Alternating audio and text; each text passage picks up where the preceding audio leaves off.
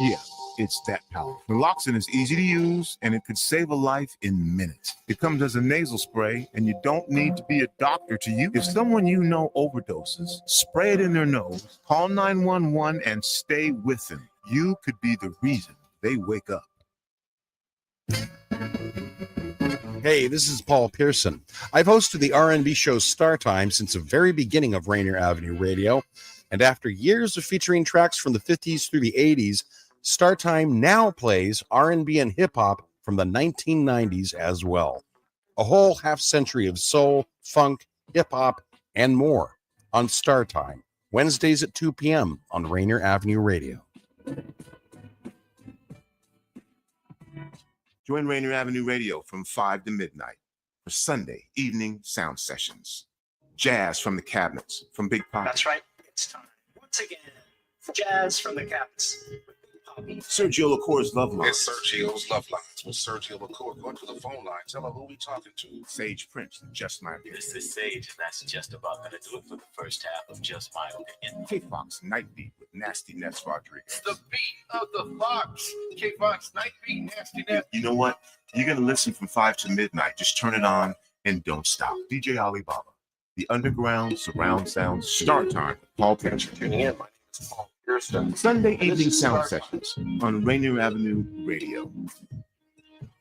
Trust me, you'll be listening the entire time from 5 to mid Sunday evening. Your sound session on Rainier Avenue Radio. A new law is helping people save more money on prescription drug costs. You may also be able to save with Medicare's Extra Help program. Your premium cost can be zero and your out-of-pocket expenses are low. Who should apply? Single individuals earning less than $23,000 a year, or married couples earning less than $31,000 a year. Even if you don't think you qualify, you should still check out this program. Visit ssa.gov/extra help. Medicare costs are covered by the U.S. Department of Health and Human Services. This is Paul Pearson, host of Star Time. And when I'm not helping bad girls set up their websites, I'm listening to Rainier Avenue Radio.world. The quickest hour in sports is on the air.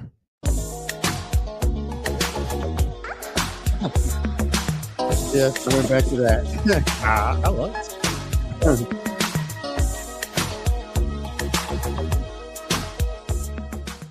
Hey, what's happening, everybody? Welcome to LidLine Sports right here on Rainier Avenue Radio.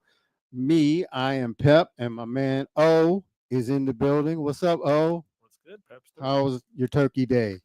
Turkey day was great. Like I was telling you earlier, my girl got to come in for the weekend. Mom cooked. Ooh-wee. And then even better, West Seattle high school basketball started this weekend. Okay. High school basketball started this weekend. So it's been one of the best weekends I've had all year. It's been great. Oh, man, that's good. How was yours? Oh, it was good. Good. Mm-hmm. Yep. So, I had 4 days off, which is always nice. Nice. Yeah. So no complaints except for, man, it done got cold. Yeah.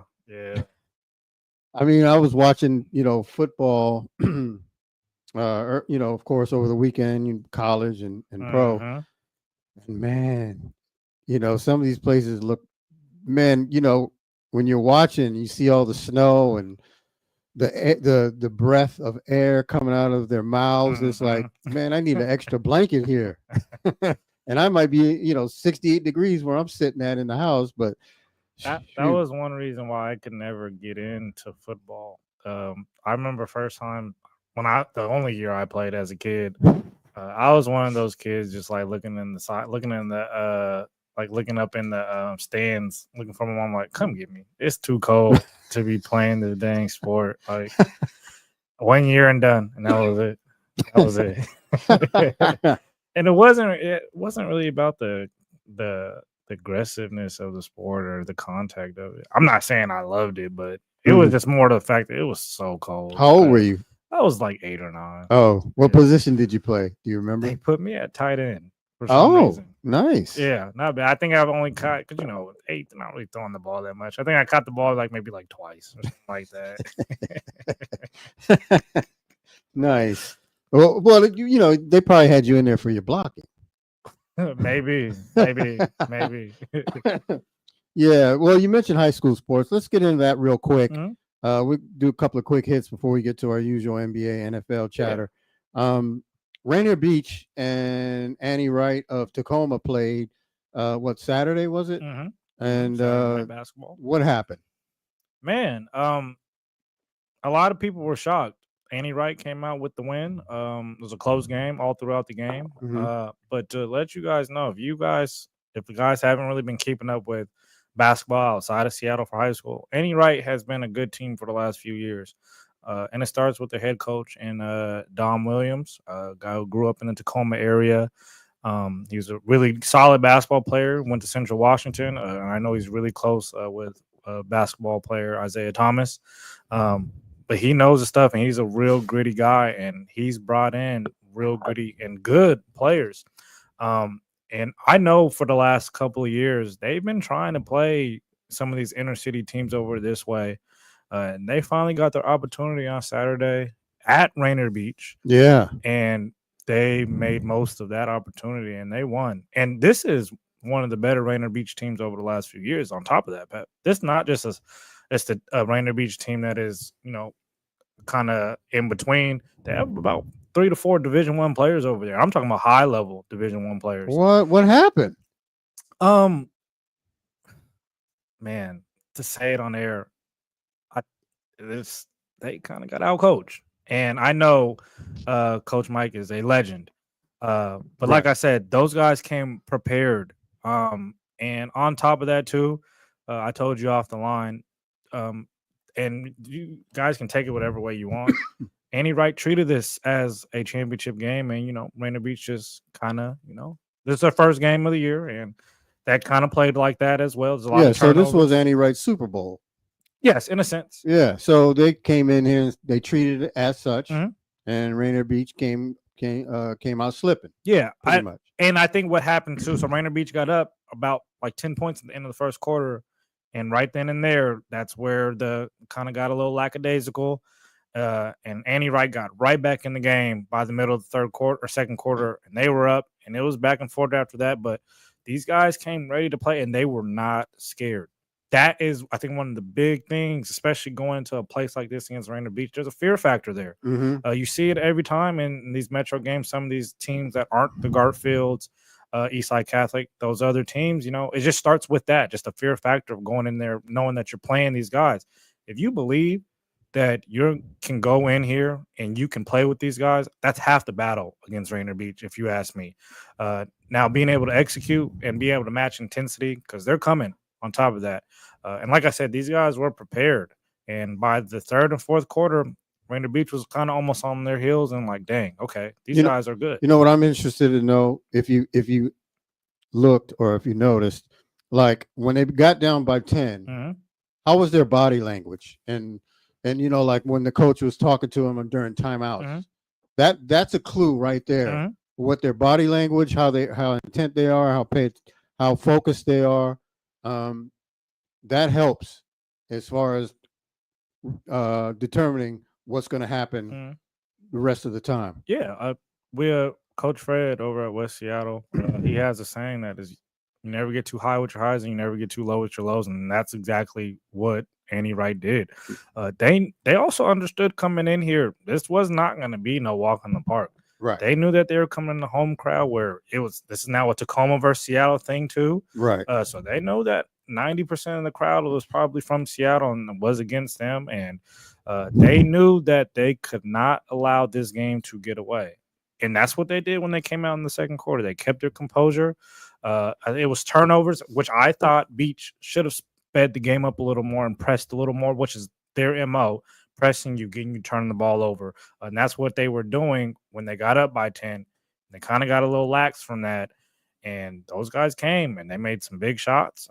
They started making Beach turn over the ball and take some bad shots. Okay. And yeah, they ended up winning the game. And I hope that they can go and run away with the 1A state championship and win, because I don't know if they won a state championship over these last couple of years. All right. Well, that's good. Good for them. And I'm hoping Rainier Beach kind of learned a lesson. Oh, for sure. And with this. I hate that, because with Seattle, where I'm at now, we actually play them in 2 weeks. So now, No trap game for you, man. I'm mad that Andy Wright woke them up, but that's kudos for them and Don Williams over there, and that was a big win for them. But you know what? Sometimes if you look at film, they gave you a formula as well.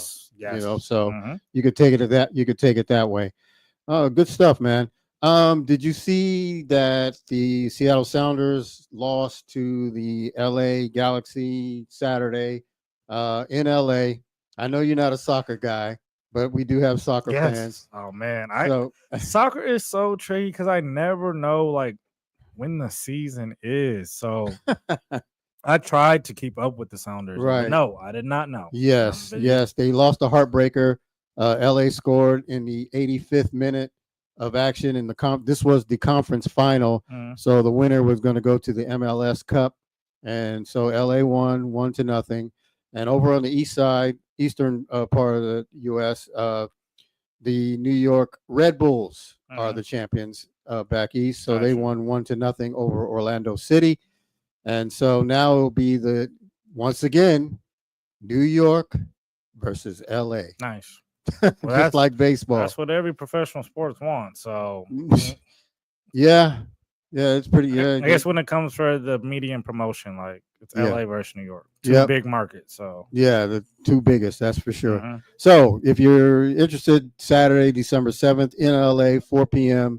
I think it's on Fox. The LA Galaxy will be facing the New York Red Bulls in the championship. Of course, I have no dog in the fight. But you know, if I have, LA looks pretty good. You know, the Sounders have been playing really well this past month. I mean, they went through the playoffs and won some tough games, especially against Houston, and then they beat LAFC. So it was tough for them, but they got through it, and then they obviously gave the Galaxy heck because it took them 85 minutes in a 90-minute match to get the win. So kudos to the Sounders for getting that far. And because, last year they didn't even make the playoffs. Okay. So, so we've been used to seeing them in the playoffs. Yes. And then last year they really were disappointing. And then this year they were kind of wishy-washy at the start, but then they really came on the last 2 months of the season. And so, I was hoping they'd get to the final, but that's okay. At least now I don't have to worry about having a heart attack Saturday, worrying about what they're going to do. So kudos to them. Yeah. And so Saturday, another game Saturday, which the Washington Huskies faced the number one team in the land, the only undefeated college team in the land. Yep. The Oregon Ducks took care of business pretty easily against the Huskies, 49-21. The Huskies gave up 10 sacks, and that pretty much was the killer. Yep. They couldn't get any momentum going because next thing you know, Damon Williams was getting sacked. The problem, I know he's a freshman, and we understand that. However, he's going to have to look at that, and he's going to have to realize he's got to get the ball out. Yeah. Because there was times where he could have gotten the ball out or just throw it away. Don't take a sack. Yep. You don't have to take a sack every other play. Yep. Just get the ball out. So he'll learn, and hopefully he'll learn. He's learned, and then get ready for the bowl game, wherever they're going to go. But Oregon had basically no problem whatsoever, as expected. They look really good. They did. And they're going to be facing Penn State in the Big Ten championship. Who do you got in that game? Man, it's hard to go against Oregon right now. They're playing great on both sides of the ball. Right. It's hard to say being from Seattle, but I do think Oregon's going to go into the college football playoffs as the overall number one seed. Yeah, as they should. I think they're going to take care of business against Penn State. Penn State has one loss. They lost to Ohio State. Ohio State, boy, funny thing happened on the way to the Big Ten championship.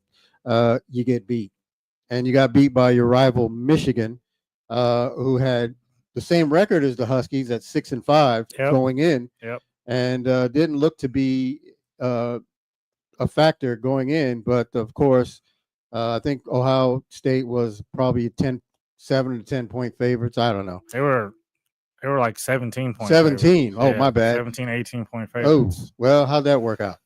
It didn't. And that's just what you call overlooking your opponent, and which is crazy because it's a rivalry game. Yes, that should never be overlooked, right? Never. Because Oregon didn't overlook Washington. No. I guarantee you that. No. They just came out and put it on. They've been licking their chops waiting for UW since last year. Yeah. Regardless of whatever the situation is, they wanted that game, and I just don't understand how you cannot get up for your one of the biggest rivalries in all of college sports. How do you not get up for this game knowing this? All you had to do was win this game out, and we can move on to the next Big Ten championship. So it just tells me everything I need to know about Ohio State moving forward. Yeah. I know it's a game, but this is a Michigan team that wasn't that good at home as well. Right. And then on top of that, how the fiasco that happened after. Like I said, that just tells me everything. Yeah, that I need to see about Ohio State. Yeah. So, do you think the college football is going to ban planting the flag? I mean, opponents? Just knowing how they banned the whole rushing the gym on upsets, I won't be surprised, and it sucks, but I understand. It's one of those things you understand, but it's just a tradition that. We love to see, but you can't take it that far, and it can't come down to, a physicality of people having hands and punches being thrown, and that can't happen.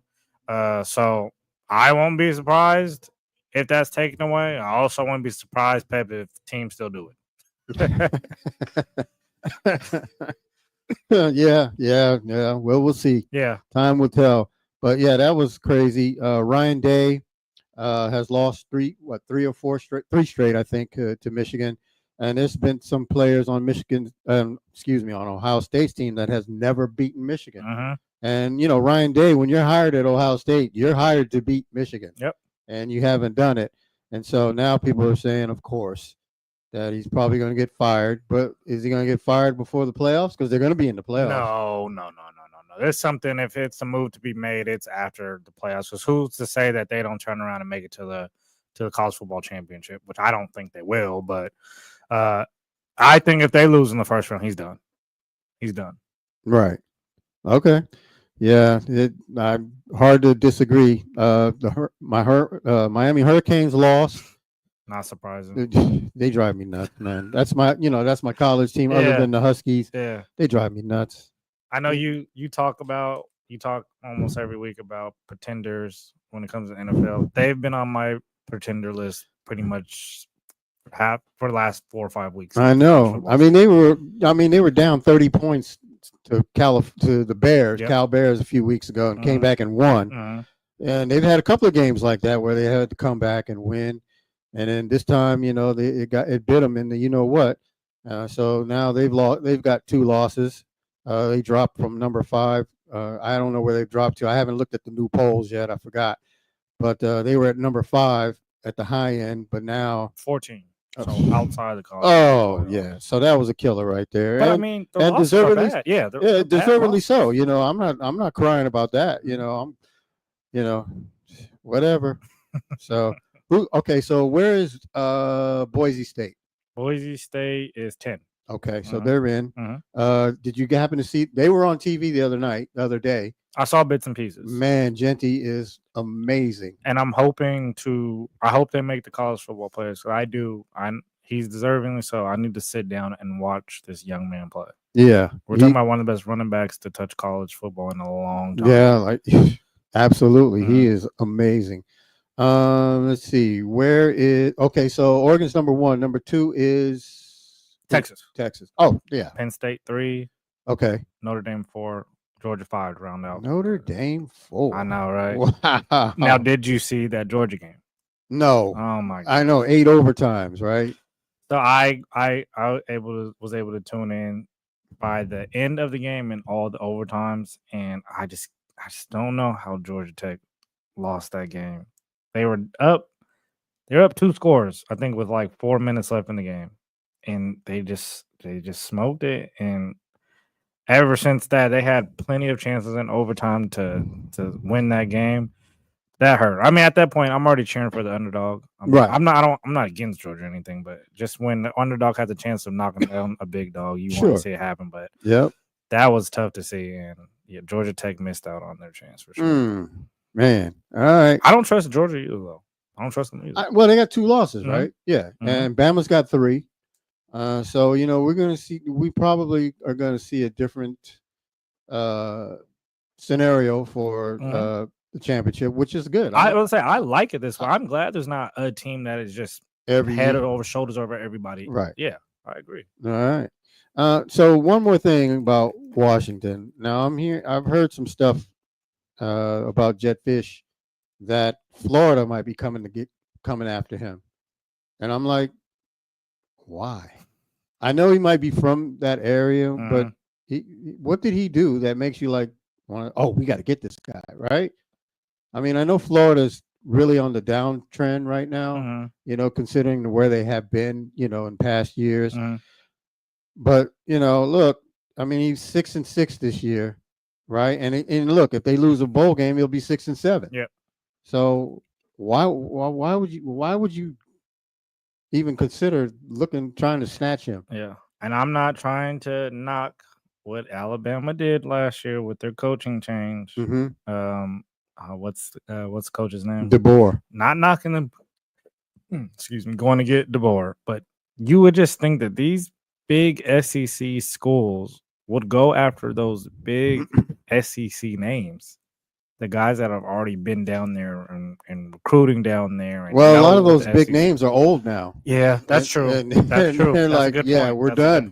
That's a good and point. They did, been there, done that. So it's like now they're trying to, get new blood into the situation. But okay, but Fish, he did a great job at Arizona, and he came up here, and of course, it was a big letdown, and it's not his fault. I mean, because a lot of guys left, right? His whole starting offensive line basically was gone, and so he's got to rebuild. So it takes time. You can't do it. It's not going to take a whole, it's going to take less than. It doesn't take 6 months to build a team. It takes longer than that. That's what I'm trying to say. So, I would, if I were him, if they come calling, would you rush to go down there?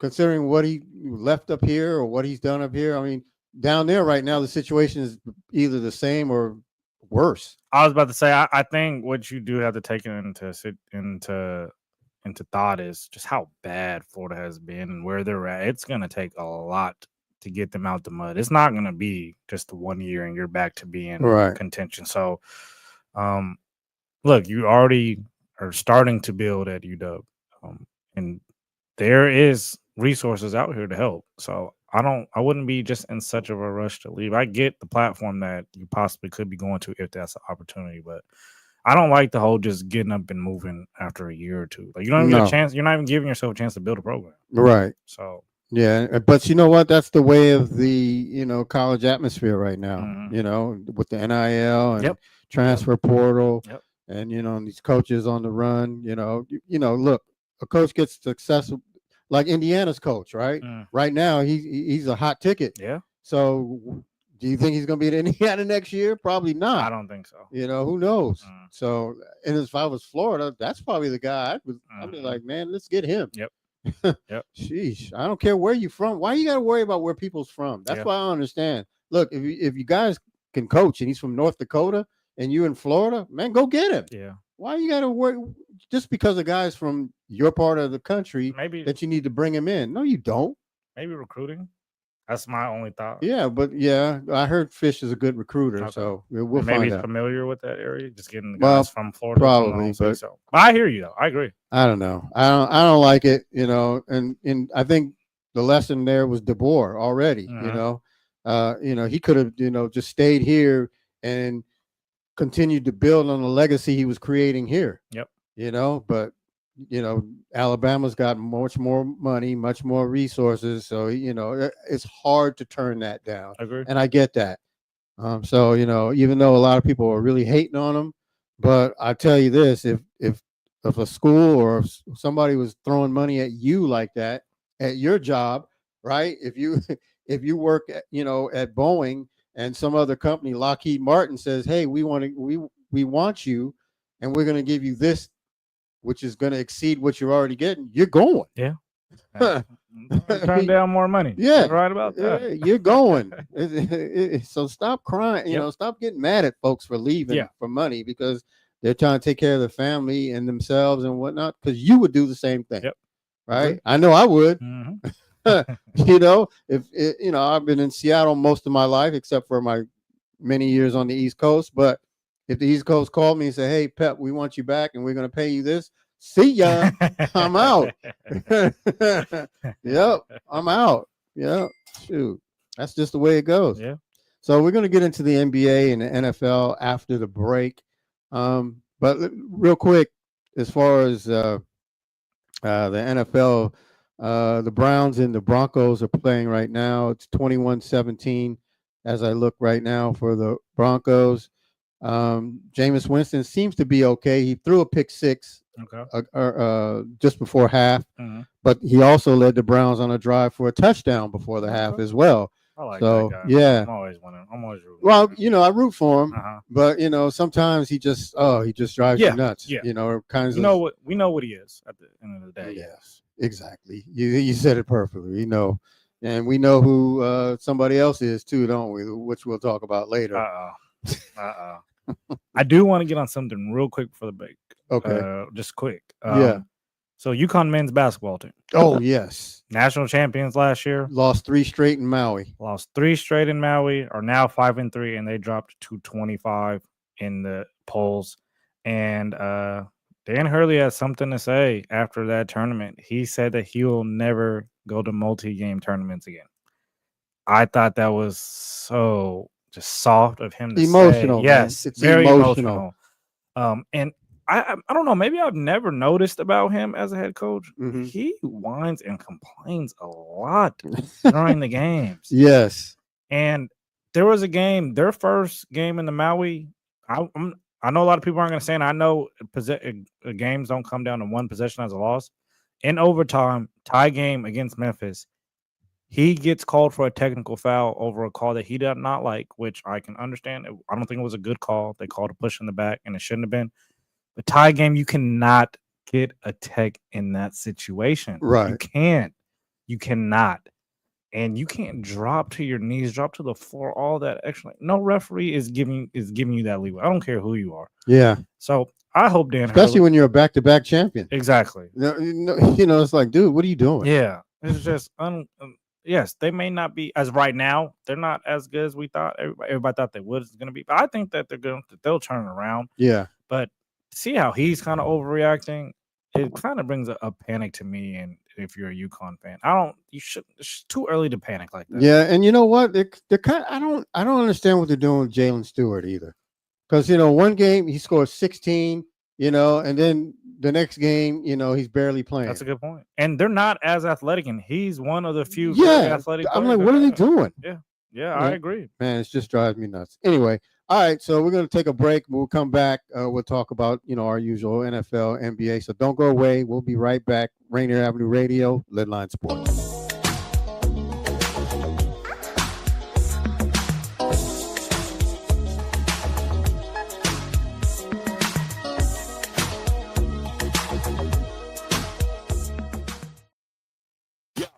Rainier Avenue.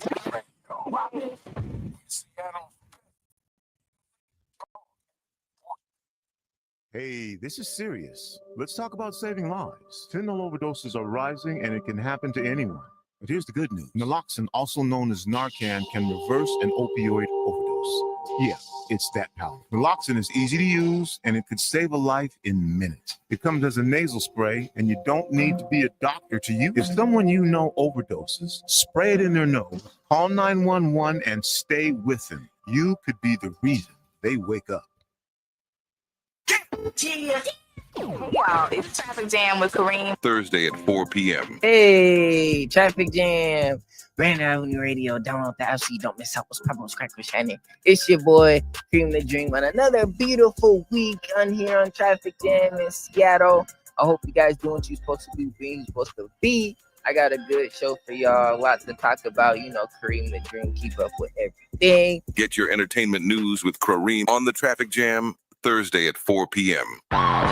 What's going on, world? It's your boy OG Mambo. And your guy D Money. Join us along with Pint Size Patron and ID Yourself Here on Fresh Juice at Rainier Avenue Radio. every Wednesday hump day from 9 to 11 Pacific. Get exclusive interviews from your favorite artists, all the hottest music, and updates on what we got going on in the world. That's every Wednesday, 9 to 11 p.m. on Seattle's Rainier Avenue Radio. Generational wealth. Generational wealth. Generational wealth. What is generational wealth? We asked our communities, and this is what they had to say. Generational wealth to me means to provide and establish wealth for generations to come, whether it be through real estate or through other equitable funding. Personally, it helps to work with a trusted financial professional to guide and steer you, because you're going to be making some decisions around how you spend your money, how you save your money, how you invest your money. Some of that will be strictly to increase size of your wealth. Other parts of those investments might be something that you want to do that keep your purpose and your character. And you can manage to do both. This campaign to create awareness to generational wealth is brought to you by the Department of Neighborhood's Generational Wealth Initiative, the Washington Housing Finance Commission, and Rainier Avenue Radio.world. Rainier Avenue Radio. Rainier Avenue Radio.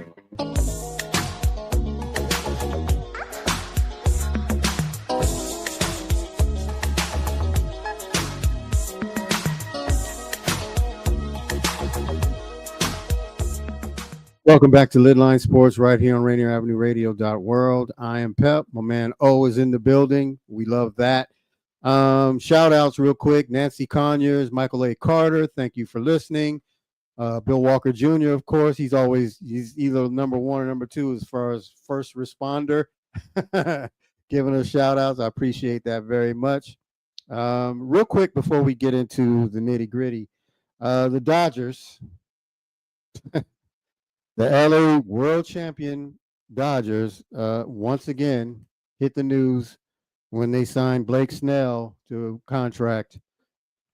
So look, here's their potential pitching rotation: Shohei, Yamamoto, Blake Snell, Tyler Glasnow, and either Bobby Miller, Dustin May, or Tony Gonsolin. Bruh, if they don't win 120 games, I don't know what to tell you. The only thing that gets in the way of the Dodgers is going to be health, just like it was this year. Yeah. We know. And they re-signed Tommy Edman, which I was disappointed. I know. Very much deserved on his end, but yes. Yes, but I was like hoping somebody was going to overpay it and maybe steal him away. Mariners. Yeah. Shit. Yeah. You know? But yeah, man. There's going to be something that I feel that's going to come up in the next time the MLB has talks about their whatever. What deferred contract? Yes. Well, but they're not the only ones doing it. I know. Everybody's been doing it for a while. It's just that they're really taking advantage and doing it to all stars. Like, you know, Boston did it with Rafael Devers. Yeah. So, you know, the rich get richer. The Dodgers and the Mariners get dumber.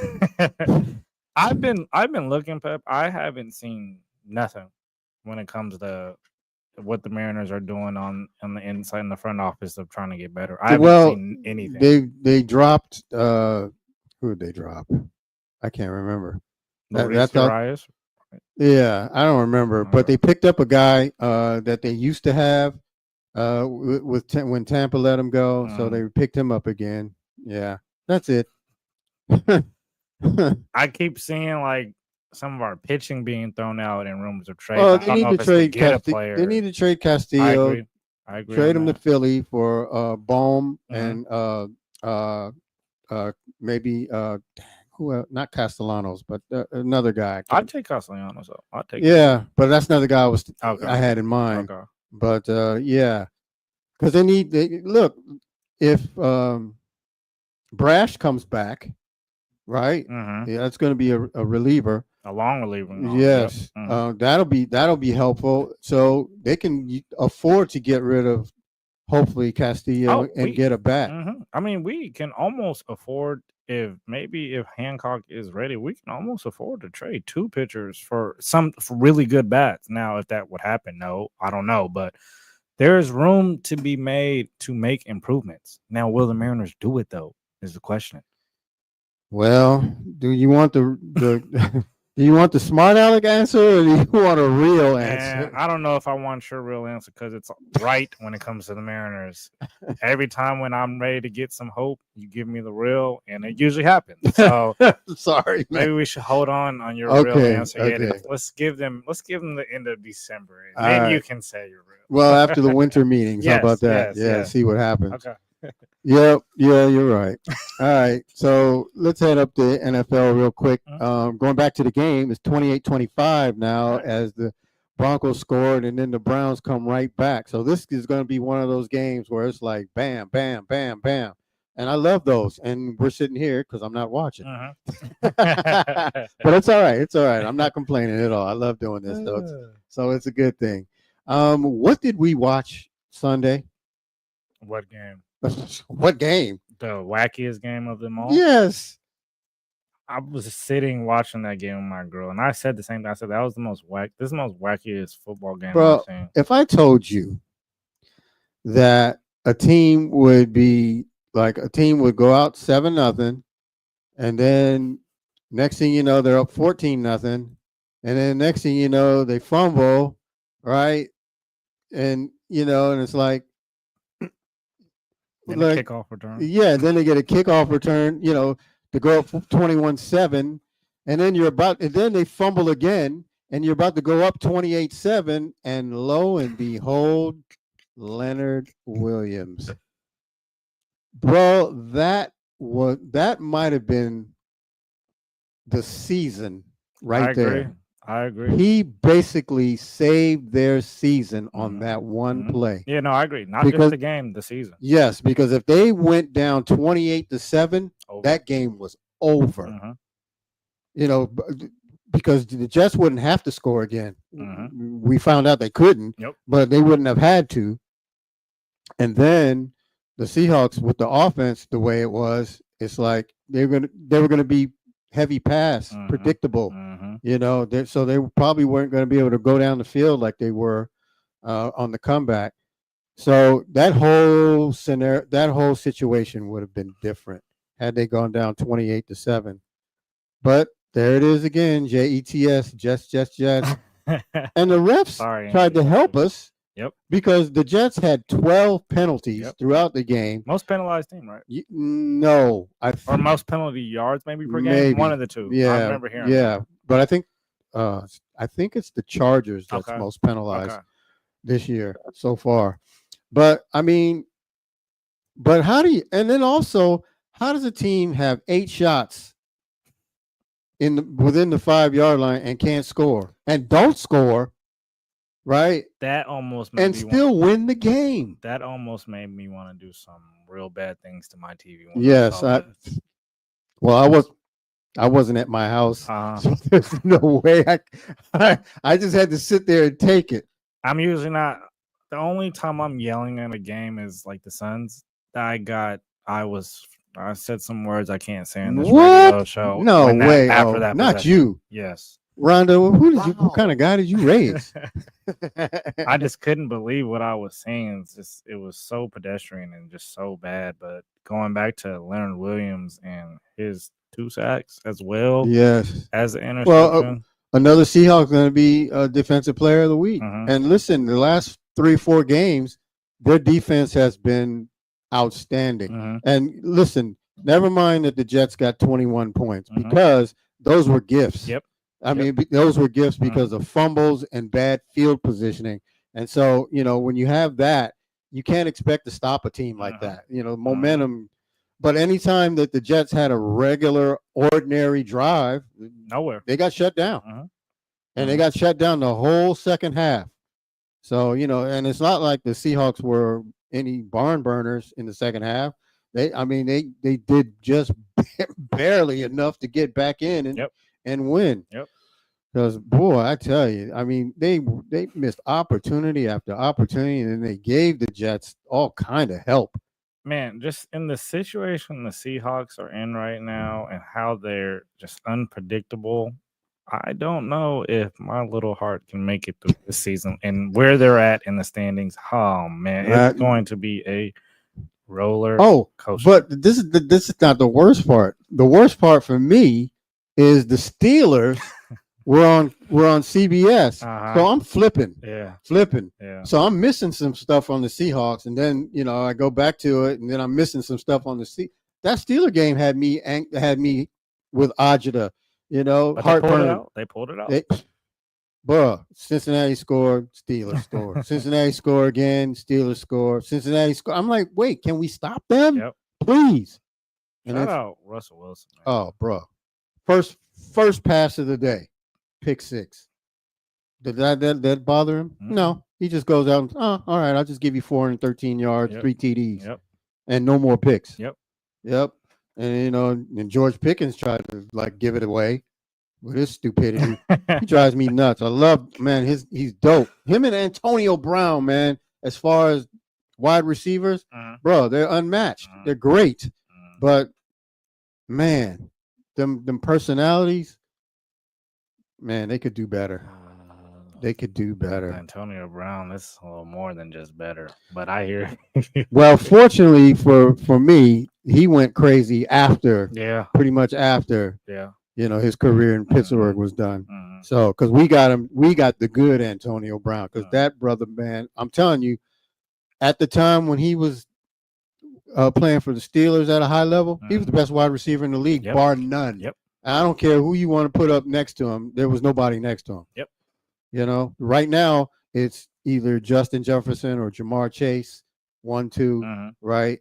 And you can argue, but and I mean, those two are ridiculous. And then for the Seahawks, Jackson Smith and Jigba has been lights out. Another good game for him. Yeah, he's proven he's a star. Yep. You might as well just go ahead and make. He's number one, really. We know we all want to say DK is number one, but let's be honest. JSN has been playing number one, and he ain't stopping. I'm not mad at that at all. No, not at all. Did you watch the game of the day? The snow game? No, I'm only gonna say. Oh, the game Philly and Baltimore. Yeah. Yes. Man. Saquon. What did Philly say, or what did they prove to you with that win in Baltimore? They proved to me that they can win on the road, right? And it doesn't have to be a heart attack game for them, right?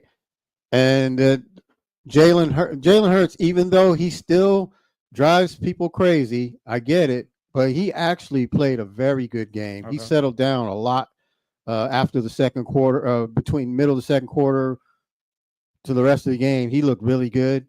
And you know what? I learned more about Baltimore. I was gonna ask maybe you that than question. I did Philly. What did you learn about Baltimore? Baltimore, I'm learning that they're very good in the regular season, but when it comes to the time where they have to win and they need the best effort, the best part of Lamar, the best part of Zay Flowers and all, and Derrick Henry. Somehow something is short. Something's off. Because I'll tell you what's off. I already know. I don't know what I'm thinking. I said it to myself this morning at work. Mike McDonald leaving Baltimore hurt them more than they are willing to admit. His defense at Baltimore was excruciatingly good. Yes. And now they are okay. I mean, they're not terrible. They're probably above average, but when he was there, they were top, and that's where he's going with the Seahawks. Yep. Because right now they are playing at a top flight level, but their stats overall are going to be like middle of the pack. But they started off at the bottom, and look how far they've come up. Yep. And so that front seven being healthy. has real, and then now they get Uchenna back. Yep. And it's going to take him a couple of games to get reacclimated, and hopefully he doesn't get re-injured, right? Because it seems to be a little issue with his durability. But man, if he can get back to what he was, and then you got Big Cat, Byron Murphy, and Tyrese Knight, and then Boye Mafe, bro, that he's building something. And I don't even have to mention the secondary. That's playing lights out. Yeah. Aaron Rodgers got stopped cold in the second half. Yep. Aaron Rodgers. Okay. I don't care. He's 40. He could still sling it better than half the quarterbacks in the NFL right now. Agree. And I'm talking about half of them are 25 and under. So yeah, that's something. And then Devin Witherspoon. Yep. And Julian Love, bro, Julian Love had a game. He's like that. We're saying that a lot though. This guy, man. And then yeah, so it's coming together, that Seahawk defense. Now, the offense, that's a serious working in progress. Yeah. The O-line, of course, is ad nauseum. We always mention them, the O-line. But, and then Ken Walker probably makes the greatest 1-yard runs we've ever seen in our lives. But, we can't have that. And then Geno, right, look, why can't he just, when in doubt, when it's not going your way, it's like why can't you check down? It's like he forgets, right? Like, okay, so against Arizona, right, he stepped up, ran, but he forgets that and he gets caught. And then against the Jets, you go from the 1-yard line, you get sacked at the 20. Who does that? Throw the ball away or check it down. Throw it away or check it down. Yeah. I prefer check. A lot of and he did do a check down one time, which was crazy to me because Ken Walker was behind the line and the Jets guy was right in front of him. I'm like, dude, what are you doing? That one throw it away. Don't catch it. Well, I kind of blame Walker for that because Walker, I said, all you had to do was knock it down. Don't catch that. Yeah. Man. Yeah. Because you're not going to juke the dude. Yeah. Because you can't juke everybody all the time. Yeah. Right? Man. So, they drive me crazy with that. But they're 7-5. They're in first place in the NFC West. Who'd have thunk it? I don't know, but we're here. Who'd have thunk it? We're here. And now look, they got a chance on Sunday at Arizona where they usually play well to solidify their first place because the Rams won, so they're tied with Arizona at 6-6. They're right there, beating the New Orleans Aints. The Aints, they're having a rough time. Taysom Hill, he's out now with torn ACL. That's a tough break for him. The Niners are down 2 more running backs. Christian McCaffrey looks like he might be done for the season. He's done for the season. George Mason looks like he's done for the season. So that's a tough break. But, we up here don't feel sorry for them because they didn't feel – look, people didn't feel sorry for the Seahawks when they had 7 guys out during the Lions game and gave them hell. They had 6 guys out against the Niners here in Seattle where the Niners tore them up. And, they were like, same old. And then once the Seahawks got healthy, you saw that their defense is all total different. The Rams found out in the second half when they couldn't do much. They just did enough to win the game. Yep. But after that game, the Seahawks have been shutting everybody down. San Francisco, Cardinals, and the Cardinals should have won the game yesterday against the Vikings. Yes, they should have. They blew that one. Yep.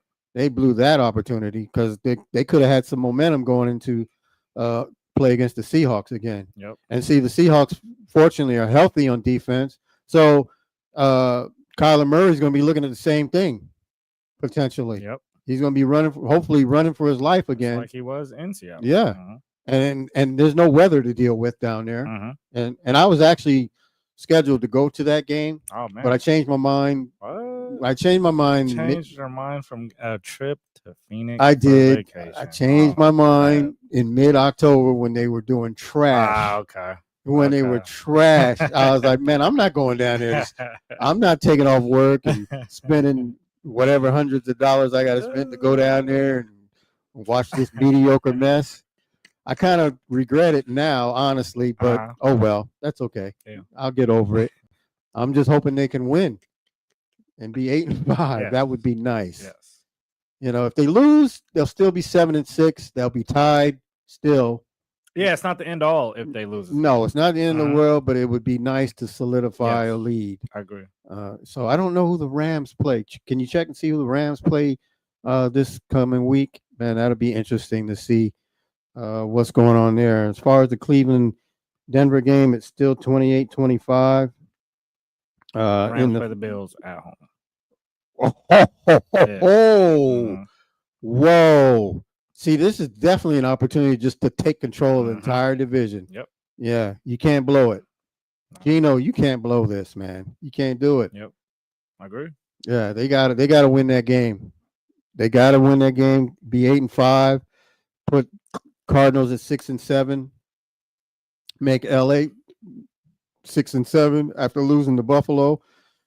Now look, is Buffalo gonna come down there and play ball? Because they've already won their division. Oh, already? They've already won. Goodness They clinched it last gracious. night. That's what I was gonna say. You know, it's always hard to play on the road, but I mean, it's a little more easier to get comfortable. Here's the knowing that you've already problem. won When you take the division. foot off the gas, Uh-huh. that's when guys get hurt. Yeah. Yeah. That's when your team loses momentum. Mhm. And you're already going to the playoffs. You definitely can't afford that. Mhm. So you need listen. You need the gas. You know, all gas, no brakes. Mhm. That's my thought. I agree. Maybe if you want to take a week off, maybe week 17. That's the one. Right. That's the one. Yeah. I agree. Yeah. That's the one. So yeah. So the Bills are 10-2. They have control of that division. But hopefully the Miami Dolphins at 5-7, I think they are. Yep. Yeah, they're 5-7. Hopefully they can win the rest of their games and sneak into the playoffs in the AFC. And of course, my Steelers are 9-3. They have the Cleveland Browns up next at home, so it's a little revenge game. But division games are always tricky. Yep. You cannot count on. I am not Xing that, putting that check mark in the win column. Yep. I'm not, because look, they better bring it. Yep. And then after that, they go to Philly and then Baltimore back to back. Sheesh. So they must win Sunday against Cleveland, because they're going to have to. But I also feel they need to win one of those two. Of course, I want them to win both. Yeah. But I'm realistic. Trying to be realistic, yeah. I'm going to be realistic. They got to win one of those other two.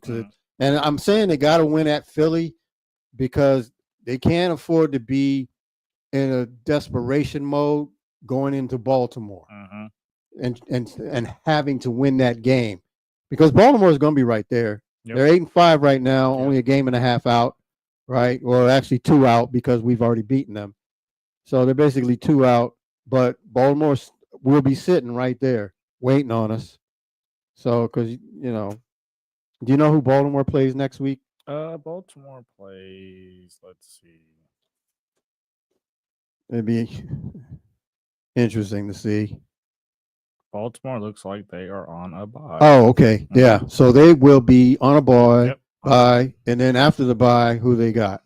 Because then I know we have Cleveland and then Philly, which is going to be tough.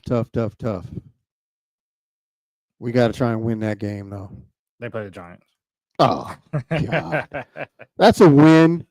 So Baltimore will be 9-5 when the Steelers, who possibly could be, well, they got to.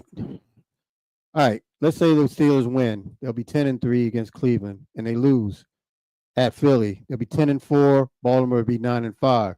So that game would be definitely a must-win, because if they lose that one, they'll both be 10-5. Okay. I don't want that. Yeah. I need them to beat Philly and then have some cushion in case they get beat by Baltimore. Agree. Yeah, that's what I'm looking at, folks. You know, so I'm trying my best, man. Oh, I do want to. Go ahead. NBA. real Yes, quick. yes. I was gonna say, Nah, let's go. you talking some good stuff, man. Joel Embiid has played in 4 out of the possible 18 games. Wow, he's played that many? They are 4-14, second worst record in the Eastern Conference. Pep, are we almost at a standstill? What are we doing next? Are we throwing away this season? Oh wait, you can't, because you know what? Your first round pick is only top 4 or 6 protected, and it's not yours if you get out of that. So, Oh man, they are in trouble. They are in deep doo-doo. I don't know what happened. We went from Joel Embiid playing in the Olympics to now all of a sudden let's take it easy on him for the regular season to barely playing. I'm so confused, and I think what bothers me the most about the situation, there's not much really being said about his injury. It's just knee injury management. What injury is he managing in his knee? What Probably is the same one he's had his whole career. Yes, and I guess I've never had I feel like I guess I'm just speculating that whatever it is, I think it's whatever Kawhi had, and you know what I think both of them. I think it's what Brandon Roy had, the losing of the cartilage in the knees and Yeah, it's bone on bone. Oh, that's because that's the only type of injury that just leaves you. That it's just never going away. It's gonna be consistent, and it keeps you out of as many games. And when you play, it hurts. You're done. So I can't see what else it would be with those two guys. Yeah, absolutely. That keeps them out of Kawhi Leonard too. That keeps them out of so many games. There's absolutely no. And they're healthy. There's no timetable for Kawhi either. Nope. It's like, yeah, Same he's not with playing. Joel Embiid now. And you know who else? And it's just disappointing. I hate to say it because he's a young player, Zion Williamson. Hamstring issue, no timetable return. Yep. If I'm the Pelicans, I'm almost about done with this. And not a project, but I'm almost about done with this. We are too good of a roster and ready to move forward to be having to lose seasons because of health. Yep. And he's the main person. So how long are we going to stick with this? I get it. It's your number 1 pick. Maybe you can fool somebody and get a player and a lot of picks back, but it's almost about that time that you have to start looking at yourself as a GM and what to do with Zion Williamson. Also, Cleveland and Boston did play again last week or over the weekend, I believe. Cleveland got their get back against the Boston Celtics in Cleveland this time. Mm-hmm. Those two are head and shoulders the best 2 teams in the Eastern Conference, and I hope that they meet each other in the Eastern Conference finals because they're right there almost neck and neck. I give the lean to Boston still because they've been here before. Right. But we spoke on this also earlier as well. You asked me about my surprise team, the Houston Rockets, second in the West. Yes. And I don't care what anybody says. They are formidable, and that's just a team that you do not want to play if they make it to the play. You just don't want to play that hard, gritty young team. You don't want to play a team like that. Yep. I totally agree. But I'll tell you a team that's looks like they've kind of righted their ship a little bit, and that's the Milwaukee Bucks. Okay, yeah. They've got over 500 now. They were looking like, let's pay 4 coaches and fire another one, and then let's go get another one. I know, but no, that seems to have passed. So it looks like they've gotten their stuff together. So and the Knicks have started to wake up too and start. I know your New York Knicks are playing a little better. Definitely. Like I said, with some of these teams, it's just these pieces have to gel. They just got some of these guys. So I tried not to panic in those first 20 games, but here we are. LeBron James now, I think almost 3 games in a row, only like 10 points. It's father time catching up. Yes, Lakers. Ugh. Lost by 30 today to the Timberwolves. Well, anyway. All right. Well, that's all the time we have today. Yes, Thank sir. you, everybody, for listening to us right here on Rainier Avenue Radio. We'll be back next week, next Monday, for more your favorite sports right here, Rainier Avenue Radio, LidLine Sports. Holla.